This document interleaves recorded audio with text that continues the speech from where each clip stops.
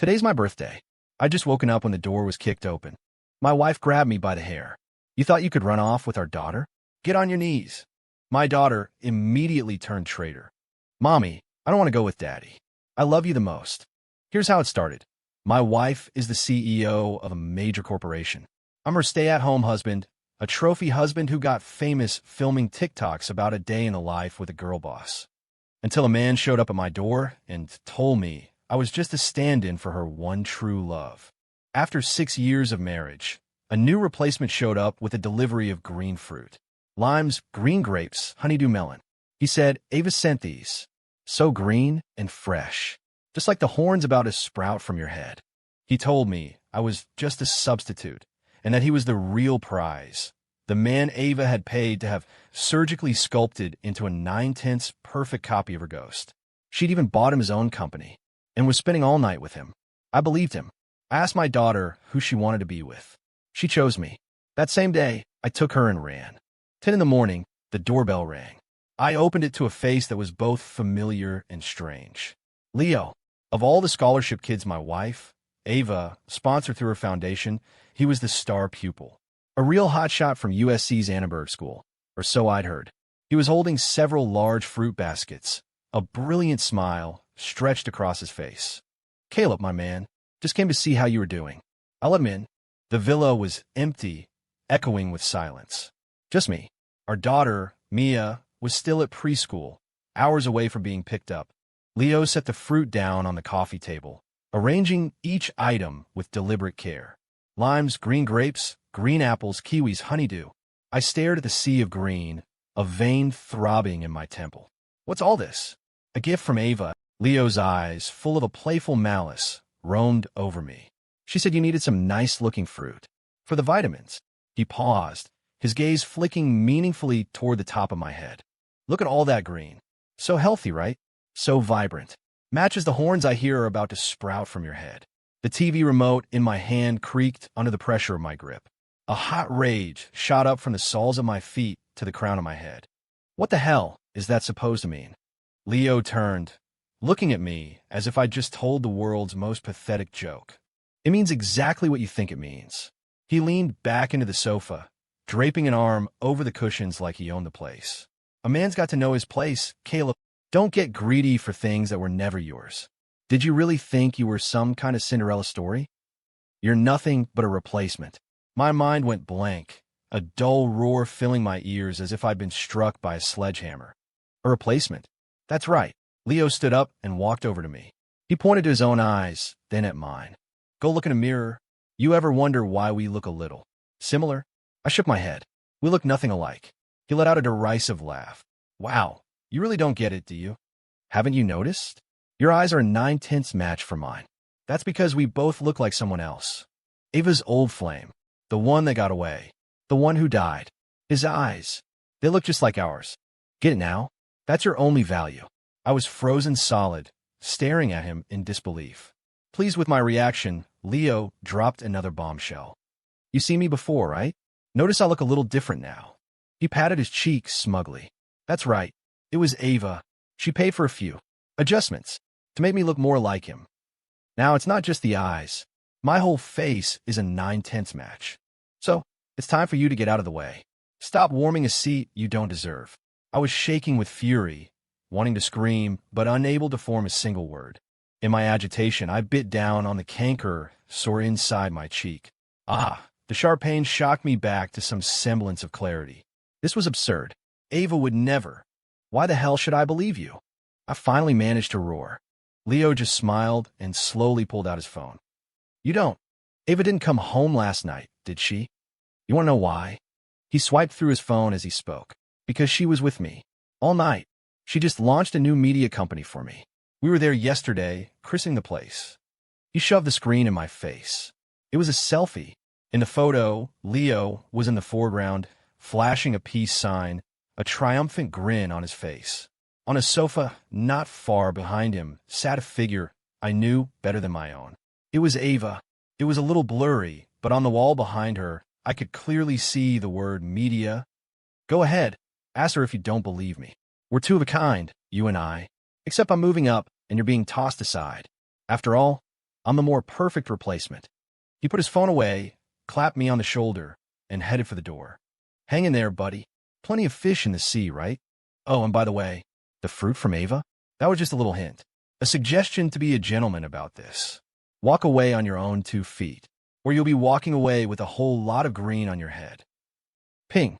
A notification lit up my phone. It was from Leo. He'd sent me the same picture I'd just seen, the selfie with Ava. Beneath it was a caption. Hang in there, bro. I'm on to bigger and better things. I stared at the photo. Leo's peace sign and smug grin felt like 2 needles stabbing into my eyes. He was gone, and the villa was silent again. I collapsed onto the sofa, my mind a chaotic mess. A stand-in. Me? How could I be a stand-in? My thoughts rippled outward like a stone thrown into a still lake, pulling me back years. My family wasn't rich, but we were comfortable. My parents were high school teachers in Ohio, traditional and old-fashioned. Their biggest dream for me was to get good grades, get a stable government job, and live a quiet life. So I got into UCLA and got a girlfriend my freshman year. They cut me off without a second thought. College, they said, was for studying. No money meant no girlfriend. She left.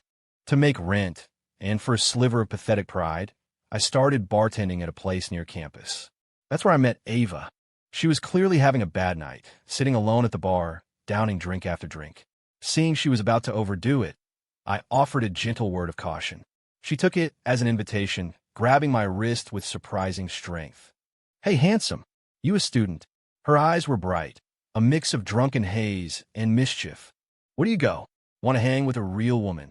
I could, sponsor you.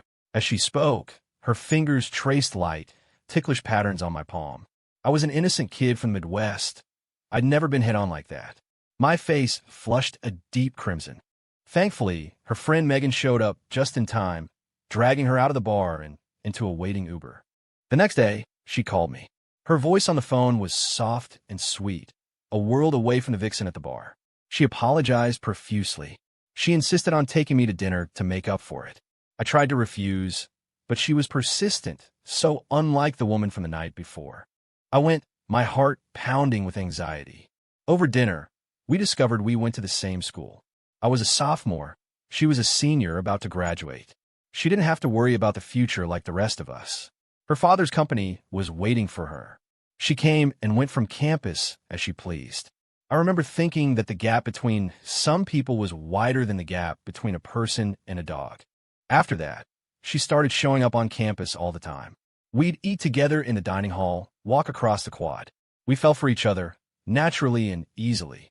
On her graduation day, she gave the valedictorian speech, a picture of grace and success. At the party that night, she held my hand and introduced me to all her friends. This is my boyfriend, Caleb. Isn't he handsome? He's so good to me.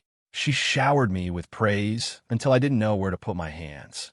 Eventually, I graduated too. She waved her hand, signed off on my internship credits, and had me work with her. I took her to Ohio to meet my rigid parents. She took me to meet her family. Her parents were laid back and welcoming. If their daughter was happy, they were happy. Everything was unbelievably perfect. We got our marriage license, and a year later, Mia was born. Our life was always so sweet. I remember a trip we took to Sedona at the Chapel of the Holy Cross. She insisted we light a candle and make a wish for our future.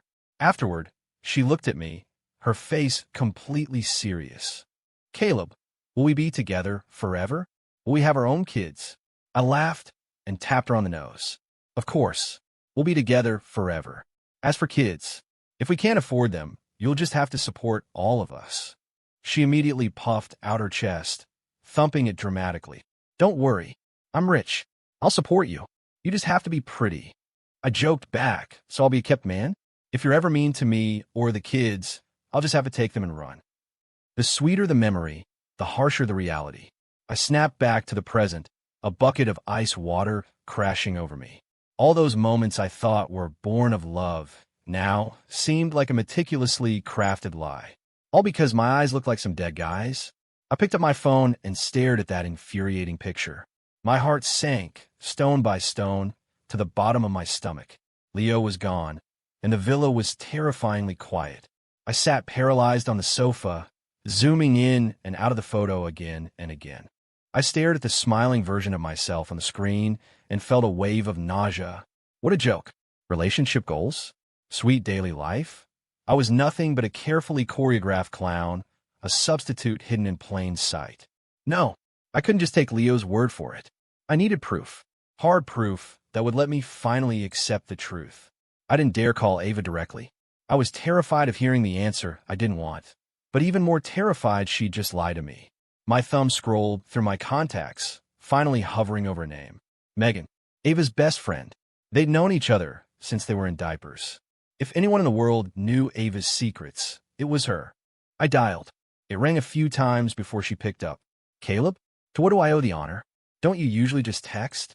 Megan's boisterous voice came through the speaker. I forced my own voice into a semblance of normalcy. Hey, just calling to see what you're up to. Busy. Just finished lunch. What's there to be busy with? I'm living the dream. What about you? No new video today? The internet is waiting for its daily dose of you two being disgustingly cute. She was joking, but my heart was hammering against my ribs. I chuckled dryly, then took a deep breath. After a bit of small talk, I finally steered the conversation to the point. Megan, I need to ask you something, and I need you to be honest with me. Ooh, so serious? Did she used to have a thing with a guy from her childhood? One who passed away? As the words left my mouth, my palms were slick with cold sweat. The line went silent for a moment, then erupted with Megan's uninhibited laughter. Why are you asking about him all of a sudden? She was practically howling. Yeah, that was a thing. I can't believe you didn't know about that. My heart plummeted. Megan was still talking, her tone light and nostalgic. Back when Ava was a senior, right before that night we all went to the bar, she just confessed her feelings to him. Boom. Something in my head exploded. She confessed her feelings to him. Right before she met me. Leo's words. Megan's words. They were two hammers, shattering my last shred of hope. Hello, Caleb? You still there? Yeah, I'm here. My voice was a dry rasp. Thanks for telling me, Megan. I appreciate you being a friend. Before she could say anything else, I hung up. As I did, I thought I heard her mutter, weirdo. Yeah, weird. How could I, her husband, be the last person to know something so important? It was laughable. Utterly, tragically laughable. I still couldn't accept it. I wouldn't. With a trembling hand, I dialed the number I knew best. Ava's. She picked up, her voice cool and tinged with exhaustion. Hello. What's up? Hey, Ava. What are you doing? In the office. A meeting. I'm busy. What is it? Oh, well, someone dropped off some fruit today. Limes, green grapes. I probed. Was that from you? What about it? I sent it. What? You don't like it? You should eat it anyway. It's full of vitamin C. Good for that canker sore you have. Her words were like needles pricking my heart. She remembered I had a canker sore. But this gesture of care now felt disgusting. Was she concerned about me? Or about a face that resembled someone else's? I summoned all my courage and asked the fatal question. Ava, were you in love with him? Your childhood friend? The one who died? The other end of the line was silent. Every second stretched into an eternity. Just when I thought she wouldn't answer, she finally spoke. No, I never loved him. He's dead. And I'm glad he's dead. Caleb, the only person I have ever loved is you.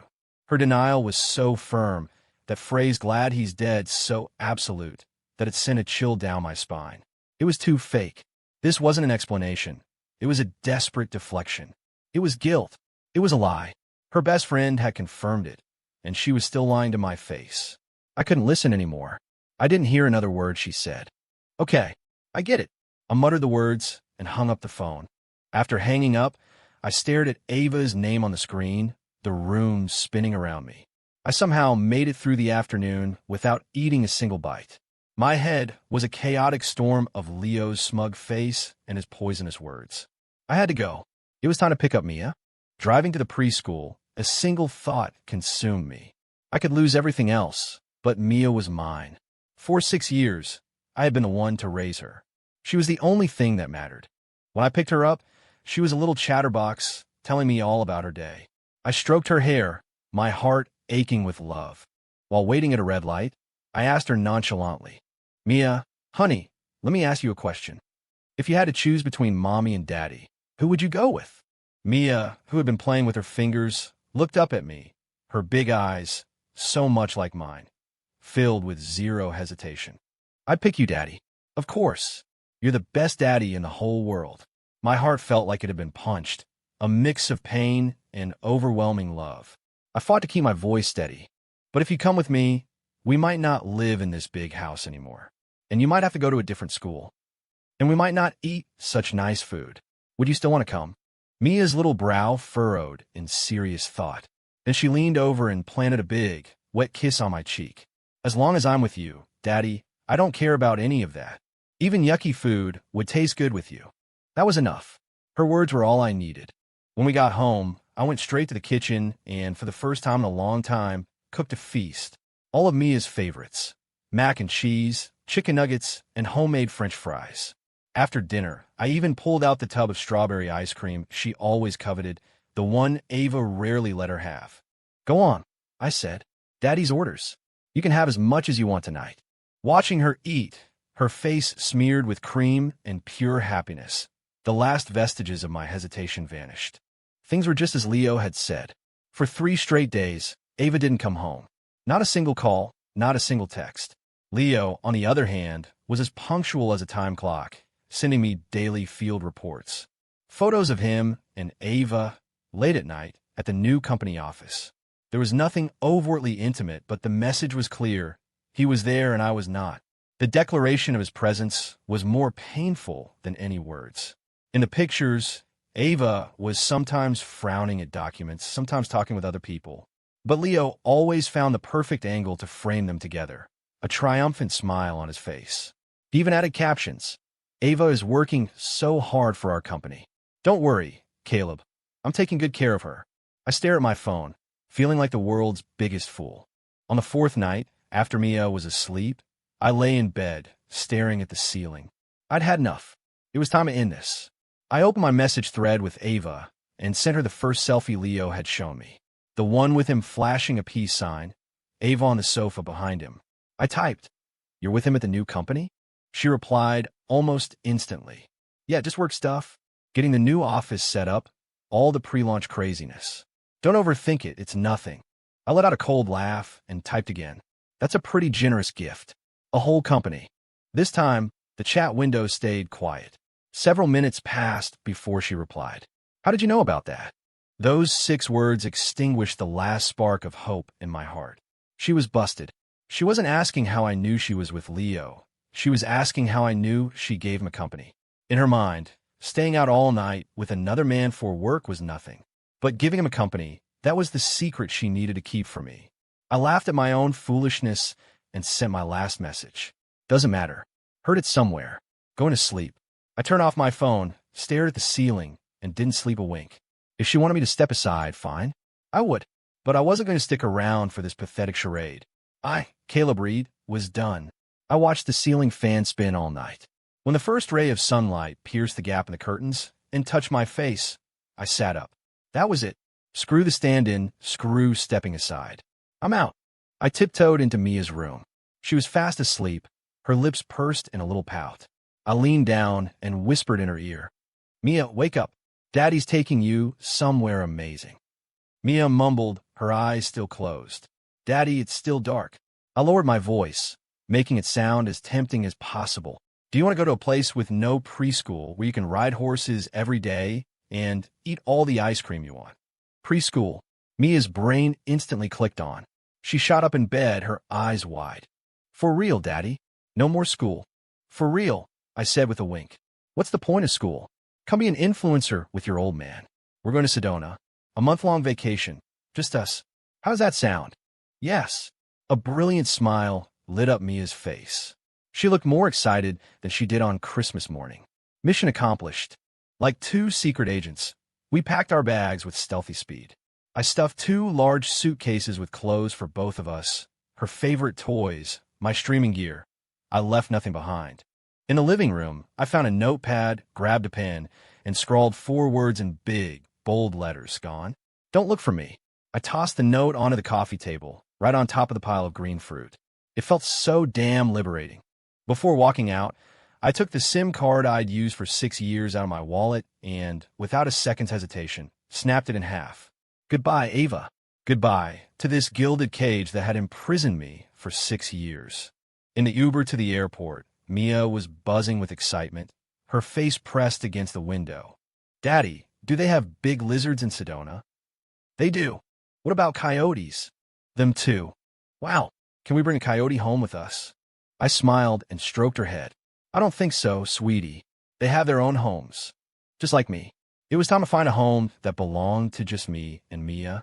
I booked first-class tickets to Phoenix. It was the last time I would ever use Ava's money. As the plane took off, the force pushed me back into my seat.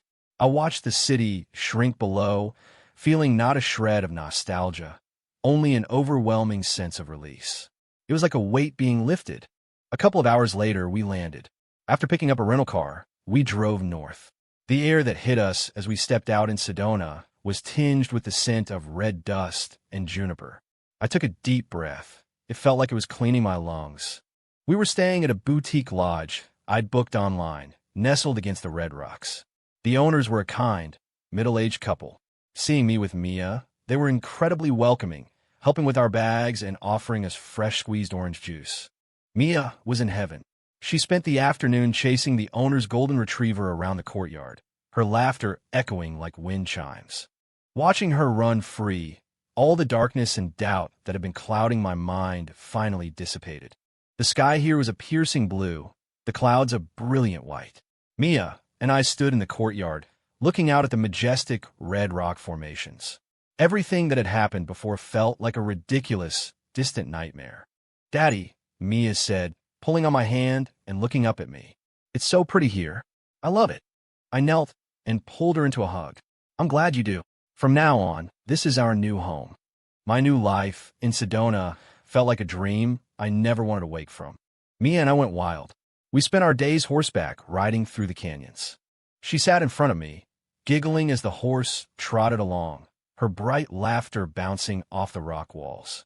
We fed carrots to the donkeys at a local sanctuary. Mia held out a carrot in her tiny hand, her face a mask of nervous excitement.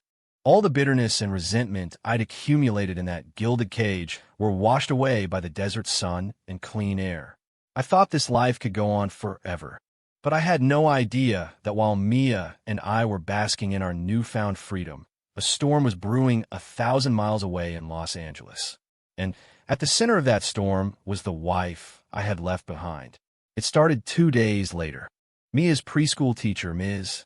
Davis, noticed she had missed 2 consecutive days.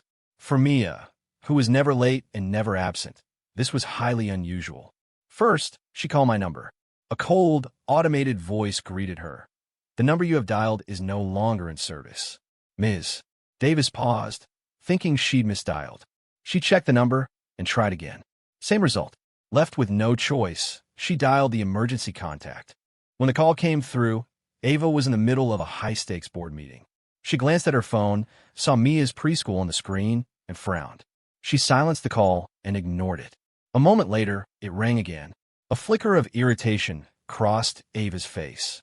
"Excuse me," she said to the room, stepping out with her phone. "Hello, Ms. Davis. Is everything all right?" Her tone was clipped, annoyed at the interruption. "Ms. Reed, I'm so sorry to bother you. It's just that Mia hasn't been to school yesterday or today. I tried calling Caleb's number, but it says it's out of service. I just wanted to make sure she wasn't sick." Ava's frown deepened. "Out of service." She hung up and immediately dialed my number from her own contacts. "The number you have dialed is no longer in service." The same automated message.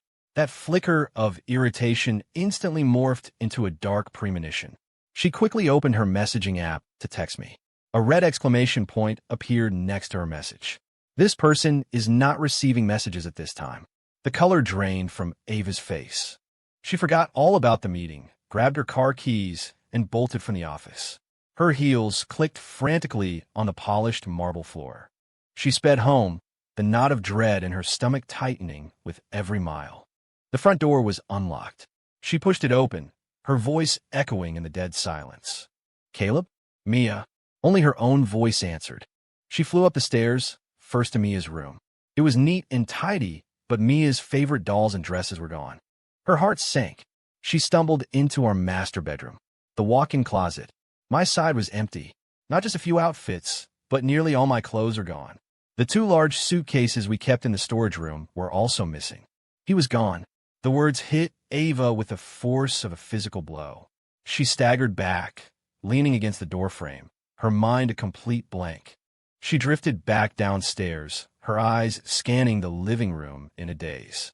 Finally, her gaze landed on the note I'd left on the coffee table.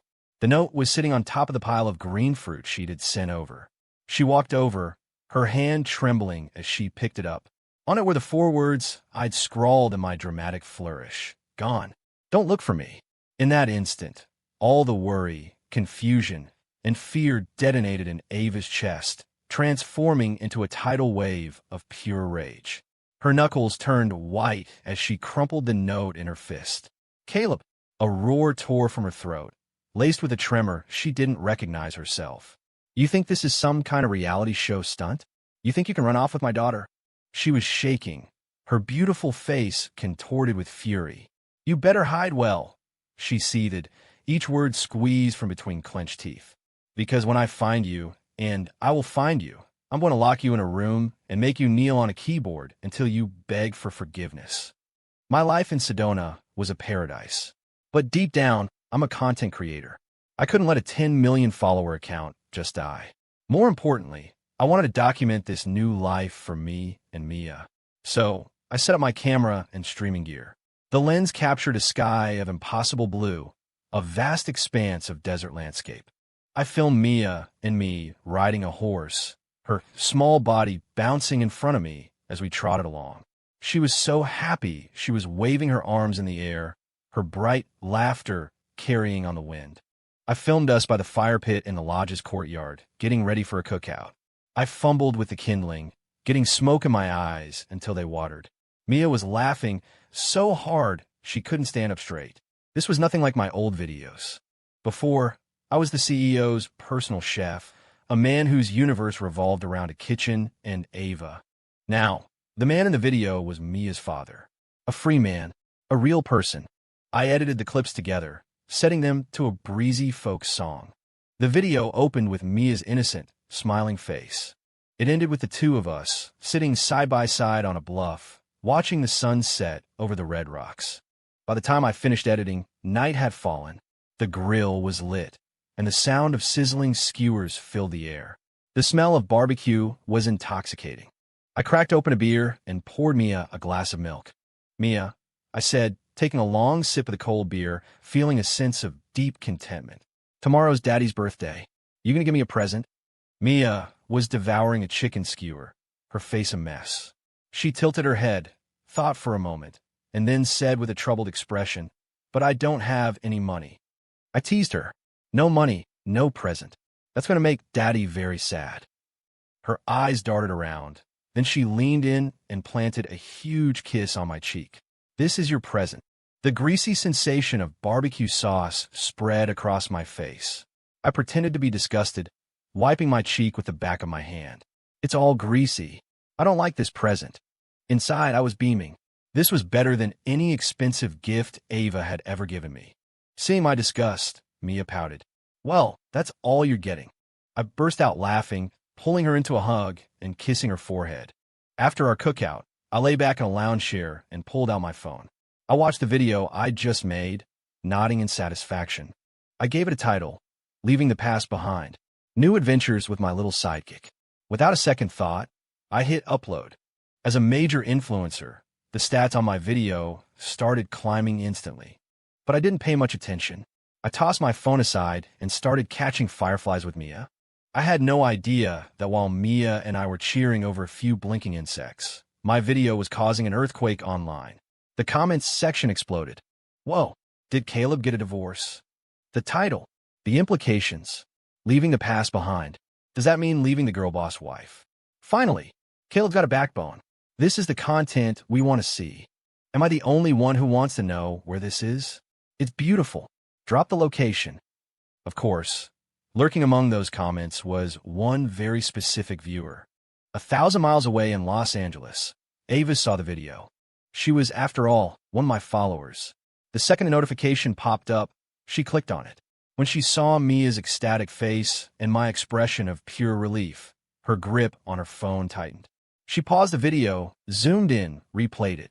Like a detective, she analyzed every single detail. Finally, her eyes locked on to a single frame. It was a shot of Mia and me at the entrance to the lodge. In the background were several rows of distinctive Southwestern-style wooden fencing and a uniquely shaped stone sculpture near the driveway. She immediately opened her laptop and typed a few keywords into the search bar. Sedona, boutique lodge, rustic fence, stone sculpture. Image after image popped up. She scrolled patiently for a few moments, and then her pupils contracted. A promotional photo for a lodge featured the exact same wooden fence and stone sculpture from my video. She clicked the image. Below it was the name and address of the lodge. Found you. A slow, dangerous smile spread across Ava's face. Mia and I played until we were exhausted. I slept like a rock. The early morning sun of Sedona filtered through the curtains, warming my face. I rolled over, feeling a small, warm body wiggling next to me. It was Mia. Her little arm was draped across my chest, her face flushed with sleep, her lips smacking softly as she dreamed of some delicious treat. I smiled. My heart felt full. It was my birthday. No expensive gifts, no fancy parties. Just my daughter by my side, and this moment of peace. It was more than enough. Just as I was about to drift back to sleep, a series of loud, frantic bangs echoed through the room. Bang! Bang! Bang! The sound was so forceful it felt like someone was trying to break the door down with a battering ram. The whole wooden frame shuddered. Mia, startled, shot up in bed, burying herself in my arms. Her voice was laced with tears. Daddy, someone's knocking. They're so loud. What if it's a bad guy? Wake up. Her little hands clutched my pajamas, her body trembling. The violent noise jolted me fully awake, my sleepiness replaced by a surge of irritation. I patted Mia's back reassuringly, grumbling towards the door. Who the hell is it? Do you have to knock so hard? For God's sake, can't a man get some sleep on his own birthday? The words were barely out of my mouth when a deafening crack split the air. The solid-looking wooden door was kicked clean off its hinges. Splinters flew. A blinding shaft of sunlight flooded the room. A familiar silhouette, backlit and radiating a terrifying aura of rage, stood in the doorway like an avenging angel. Before I could even sit up, before my brain could process what was happening, the figure moved. She crossed the room in 3 long strides. I felt a searing pain in my scalp. A powerful force seized me by the hair, yanking me clean out of the bed. My vision swam with stars as I crashed onto the rug beside the bed, landing hard on my knees. An icy dread spread from the top of my head through my entire body. I finally saw her face. My wife, Ava. Her beautiful features were pale and set like stone. Her eyes, which I had once loved so deeply, were burning with a furious fire that looked ready to consume me whole. She loomed over me, her voice a low, dangerous command that tolerated no dissent. Get on your knees. Looking up at her face, twisted with an anger so profound it was almost serene, my brain short-circuited. My body, however, knew exactly what to do. My knees, already on the floor, straightened into a proper kneeling position. Words tumbled out of my mouth, unbidden. Ava, I'm sorry. You're scaring the baby. Calm down. Let's just be calm. My own voice was trembling. Scaring the baby? Ava let out a cold, sharp laugh that was colder than ice. You ran off with my child, and now you're worried about scaring her? If I hadn't come after you, I wouldn't even have a child anymore. Her voice cracked, rising in pitch with raw fury. The child I carried for 9 months. You son of a bitch, you just kidnapped her. Her voice cracked, rising with a sharp, trembling rage. The child I carried for 9 months. You son of a bitch, you just kidnapped her. I didn't kidnap. I mumbled, my defense weak and pathetic under her furious gaze. Mia said she wanted to come with me. She didn't want to be with you. I hadn't even finished my sentence when the little traitor, who had been cowering behind me just moments ago, made her move. Mia peeked out from under the covers. Her big eyes darted from my pathetic form on the floor to Ava's murderous expression in the doorway. In a single second, her look of terror transformed into one of pure, unadulterated joy. Mommy! She scrambled out of bed and threw herself towards Ava, her little arms outstretched. Mommy, I'll go with you. Don't listen to Daddy. I love you the mostest. Her voice was loud, her words clear, and filled with a sincerity that was absolutely soul-crushing. I was floored. I stared in utter shock at my own daughter, the same one who, just days ago, had sworn she would be happy with me no matter what. Now she was clinging to Ava's leg, her little face tilted up in a perfect portrait of loyalty. My mouth opened and closed, but no sound came out. My heart felt like it had been brutally stabbed by this little turncoat. I didn't know whether to laugh or cry. The icy mask on Ava's face melted slightly, replaced by a look of triumphant satisfaction. She bent down, scooped Mia in her arms, and kissed her cheek. "That's my good girl, Mia." Holding our daughter, she shot me a look of pure contempt. Unlike some other ungrateful people, I could feel my face burning with shame. Ava finally released her death grip on my hair. Her voice was still cold, devoid of any emotion. "Stop kneeling. Get up. We're leaving." Granted a reprieve, I scrambled to my feet like a defeated rooster. Leaving? She was taking me back? Of course she was. After a stunt like this, I'd be lucky to escape a formal trial by fire. I rubbed my numb knees, hastily saying, "Ava, just let me pack our things. I'll be quick. It won't take a minute. I brought so many clothes. I couldn't just leave them here." Ava, still holding Mia, looked at me as if I'd just said the stupidest thing she'd ever heard. "Pack? What is there to pack?" She shot me a look so cold it could freeze fire. "Are you looking for another beating? If we pack, where are we supposed to sleep tonight?" I froze, my hands hovering over a suitcase. What did she mean? I ventured cautiously, "We're not going back." Ava rolled her eyes at me, a classic expression I knew all too well. 7 parts impatience, 3 parts disgust. "No, we're not going back. Did you forget what date it is? It's your birthday. You want to spend on a plane?" My brain buzzed. Birthday? It was my birthday. In the chaos of the last few days, I had completely forgotten. A strange, undefinable emotion washed over me. A mix of shock, relief, and utter confusion. I instinctively straightened up like a soldier awaiting orders. "Roger that. Today's mission is to accompany Her Majesty on a royal outing." That day, we went sightseeing around Sedona, drove through Oak Creek Canyon, and ate at a famous spot for tacos and other southwestern food. Mia was attached to Ava's hip the entire time, like a triumphant little general. Every so often, she'd look back and make a face at me, her expression clearly saying, "You lose, Daddy." I followed behind them like a puppet on a string, my mind a tangled mess of emotions. That evening, back at the lodge, Mia was so tired she fell asleep the moment her head hit the pillow. The room was quiet, leaving just Ava and me. The atmosphere was suddenly thick with unspoken words. Ava sat in a chair by the bed. The daytime warrior mode switched off. She sat with her arms crossed, her eyes watching me quietly in the dim lamplight. I felt my skin prickle under her gaze and decided to break the silence. Thanks for today. For my birthday." She didn't respond to that. Instead, she asked, out of the blue, "Caleb, do you feel like you've been terribly wronged?" My stomach dropped. I said stubbornly, "No." "No." She let out a short, sharp laugh, dripping with sarcasm. "If you didn't feel wronged, why did you run? You listened to Leo, that idiot, tell you that you were being replaced, and you just believed him. He says you were just a stand-in, and you actually pack a bag and run away with my daughter?" Her rapid-fire questions left me speechless, my face flushing hot and cold. Seeing my pathetic state, her expression softened a fraction. She continued, "If my best friend, Megan, hadn't called me to say that you absolute moron, were asking her weird questions about my dead childhood friend, I would have had no idea you were even capable of jealousy." I stuck my chin out. I wasn't jealous. Anyone would have reacted that way. "Oh, really?" She raised an eyebrow. "Yes," I shouted, finally finding an outlet for my pent-up frustration. Ava just looked at me, her expression like she was observing a child throwing a nonsensical tantrum. She sighed, a hint of exasperation in her voice. "Caleb, did you forget that you had a massive canker sore in your mouth a few days ago? It hurt so much you could barely eat." I froze. "That fruit, it's full of vitamin C. It's good for canker sores." She spoke slowly, enunciating each word as if I were a first grader. "I told you to eat it. Because it was good for you. What kind of garbage were you thinking?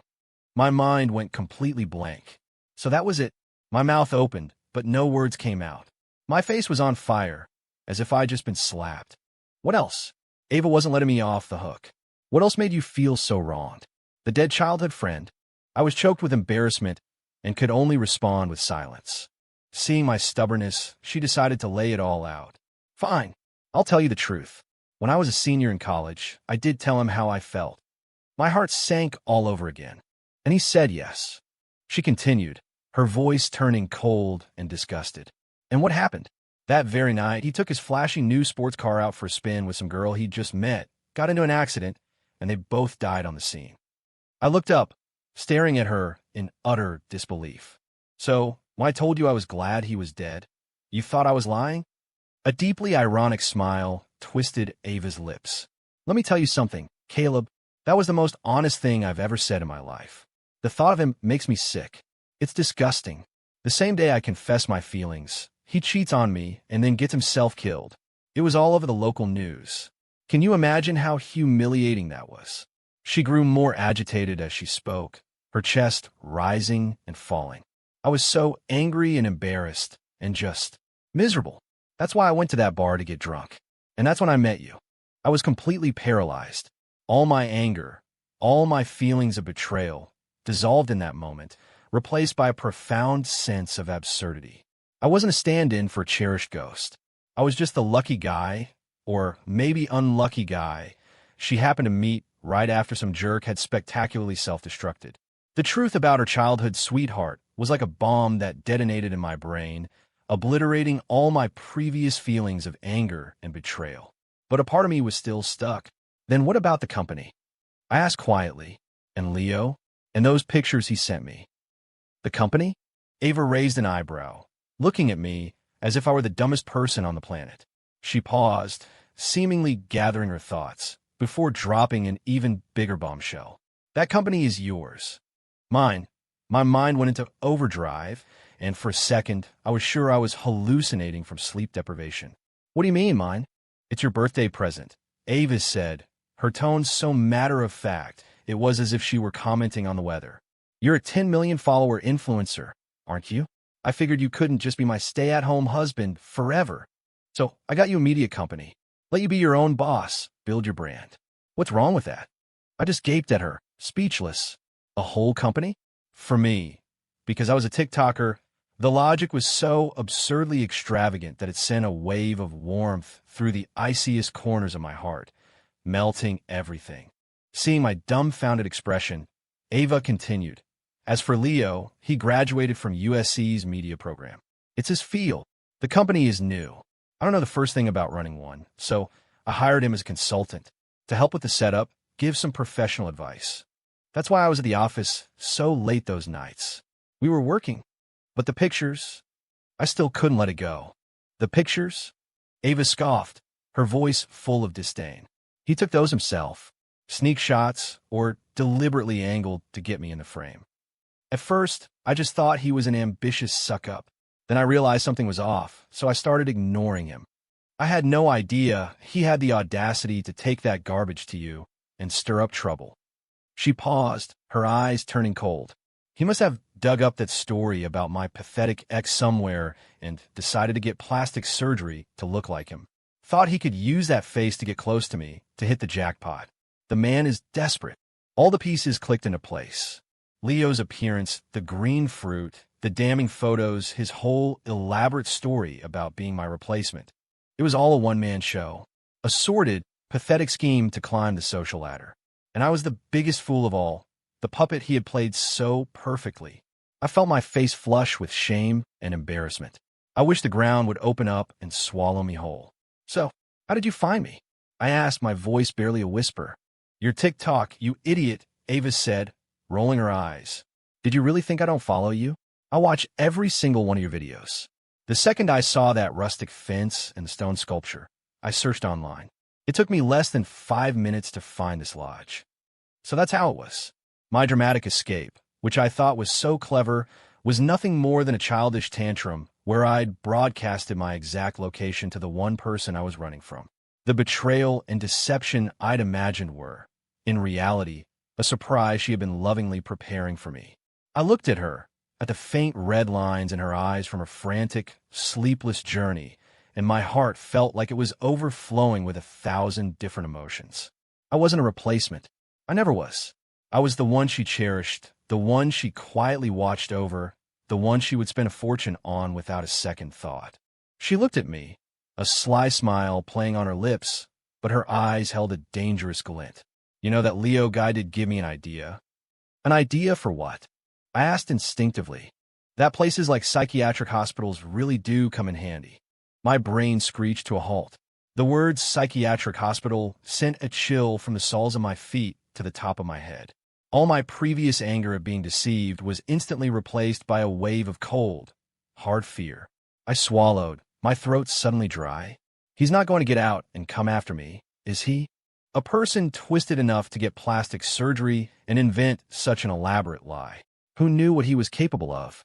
Ava looked at my terrified expression and let out a cold smirk, the kind you'd give to a country mouse who'd never seen the big city. He's having a very hard time right now. She said it so casually, as if talking about the weather. I had him committed. I just stared at her, my jaw on the floor. Committed? You could just do that. Why not? She crossed her arms, watching me with an air of relaxed confidence. He handed me all the evidence on a silver platter. It would be a shame not to use it. Seeing my continued confusion, she patiently explained. He got plastic surgery to look like my dead, humiliating ex in order to get close to me. Wouldn't you call that an obsession? A fixation? He fantasized that he could replace you, that my company was meant for him. Wouldn't you call that delusional? He used a few secretly taken photos to lie to your face and try to destroy our marriage. Doesn't that sound a bit like a persecution complex? With every point she made, my heart sank a little deeper. Behaviors I had written off as just scummy and manipulative were, in her hands, clinical symptoms for institutionalization. I simply found a team of qualified professionals and described the situation, factually. The doctors, of course, made their own expert diagnosis. Her voice was calm, but held an unshakable authority. Besides, he's an orphan. No family, no friends. Not a single person to vouch for his sanity. A shiver went down my spine. This woman, when she decided to be ruthless, was truly terrifying. Ava saw the look on my face and suddenly grinned, a mischievous sparkle in her eye. She leaned in closer. Caleb, let me ask you something. Do you know how you prove you're not crazy? The question stumped me. Without thinking, I answered, you tell the doctor you're not crazy. Ava burst out laughing, a sound tinged with pity. You sweet, simple man. The more frantically you try to convince a doctor that you're sane, the more convinced he becomes that you're deeply unwell. He'll just write in his notes, patient is highly agitated, exhibits denial of his condition. She paused, her voice dropping to a conspiratorial whisper. And then they increase your dosage. Boom. My entire worldview shattered. It was a perfect, inescapable trap. I looked at the woman before me, smiling like a sly fox. For the first time, I realized she wasn't just my wife who could be playful and demanding. She was a queen, a powerhouse who could move heaven and earth to protect what was hers. An unprecedented sense of security washed over me. I opened my mouth, but only one sentence came out. Ava, you're incredible. Just then, the little girl sleeping soundly in the bed rolled over, smacking her lips. Daddy, Mommy, stop talking so loud. You're waking me up. Ava and I looked at each other. A smile broke out on both our faces. The tense, heavy atmosphere of a moment ago was instantly dispelled by our daughter's sleepy mumbling.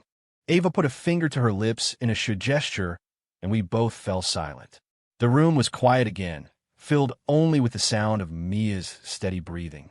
Moonlight streamed through the window, casting a gentle halo on her soft hair. We quietly got back into bed, flanking her on either side. I turned on my side, looking at the sleeping faces of my wife and daughter, my heart so full it felt like it might burst. After the misunderstanding was cleared up, the sky in Sedona seemed bluer, the air cleaner. The next morning, I was woken by the sound of Mia's laughter. The little rascal was using me as a human horse, and Ava was sitting on the edge of the bed, watching us with a warmth in her eyes I had never seen before. My grand escape plan, now seemed like a childish, ridiculous farce. The rest of our time, there became a real family vacation. We visited the Grand Canyon, and in the biting wind at the edge of the rim, I pulled Ava and Mia into a tight hug. She stiffened for a second, then a blush crept up her cheeks. She pinched my side, muttering, "You're so childish," but the smile in her eyes gave her away. In the quirky, artsy town, we rented ridiculous matching tie-dye shirts. Mia ran ahead of us like a little butterfly, while Ava and I followed hand in hand. She turned into a little foodie, stuffing her face with prickly pear ice cream. When she couldn't eat anymore, she'd shove the cone in my face. I pretend to complain while happily eating every last bite. My camera was working overtime. The footage was no longer of a lonely father and his daughter, but of a family of three, laughing and holding each other close. That night, back at the lodge, I edited the new footage into another video. I chose a sickeningly sweet love song for the background music. The video opened with me shouting, "I love you," from a scenic overlook and ended with our silhouette against the setting sun. After finishing it, I couldn't stop smiling. I gave the video an incredibly cocky title, "Update. I've been captured. Turns out my wife is crazy." About me. The moment I hit upload, I could already imagine the chaos in the comments. And I was right. Less than half an hour after posting, my notifications exploded. What? This plot twist is better than any movie.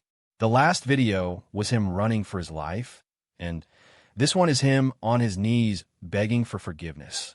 You guys, I thought Kayla was finally having his main character moment, but he just flew to Arizona to give us premium content. I'm here for it. Is it just me? Or the way Ava looks at him? That's not a stand-in, people, that's true love. My follower count jumped by another million overnight. Reading the endless stream of El Mayo, and "This is so sweet, I have diabetes." My last shred of bitterness over being duped completely vanished. I was vindicated. When the vacation ended, the three of us boarded a flight back to Los Angeles. I had arrived in Arizona broken and alone. I was returning with Mia's hand in my left, Ava's in my right, and a heart overflowing with happiness. When we landed, Ava didn't take us home. The driver took us straight to a sleek, new high-rise in Century City. "Get out," she said, tilting her chin at me, a hint of pride in her eyes. I followed her into the lobby. On the wall behind the reception desk, in gleaming gold letters, was the name of a company. The same media company I had seen in Leo's photos, the one that had sent me into a spiral of despair. "From now on, this is yours." Ava pressed a key card into my hand. Her voice was casual, but her words landed in my heart with the weight of a boulder. She led me down a hall to the largest corner office. On the door was a plaque. It read, "Caleb Reed, CEO." I stared at the two words, feeling like I was dreaming. From a kept man to CEO. The transition was too fast, too surreal. I pushed the door open. The office was spacious and bright, with floor-to-ceiling windows offering a panoramic view of the city. Ava came up behind me, wrapping her arms around my waist and resting her chin on my shoulder. "Mr. CEO," she whispered, her breath warm against my ear, her voice laced with that familiar, mischievous tone. "You're going to be surrounded by beautiful, talented, young influencers now. You'd better behave yourself." I stared at the golden Caleb Reed, CEO on my office door, still feeling slightly lightheaded. This birthday present from Ava was almost too much to handle. Stepping out of my office, I finally understood what people meant by a feast for the eyes. The entire open-plan workspace was a flurry of activity, populated by a stunning array of young, beautiful women. Leggy models, impossibly chic fashionistas, witty gamers, bubbly lifestyle vloggers. Every type of influencer you could imagine was here, busy in their studios, smiling at ring lights, or chatting excitedly about the latest trends. And me, the guy who got his start by being married to the boss, was suddenly their boss. Luckily, whatever other skills I lacked, I had a decent amount of charm. That, plus my 10 million follower account, gave me some instant credibility. Within a few days, I was on a first-name basis with most of them. "Caleb, can you look at the script for my next video? It feels like it's missing something." "Mr. Reed, my livestream numbers were a little low today. Do you think I should try a different angle?" I dove right in, discussing content, cracking jokes, and sharing my influencer experience. "Soon, Mr. Reed was almost entirely replaced by Caleb. Just as I was starting to enjoy my newfound status, a familiar figure appeared like a phantom in my office doorway. Well, Mr.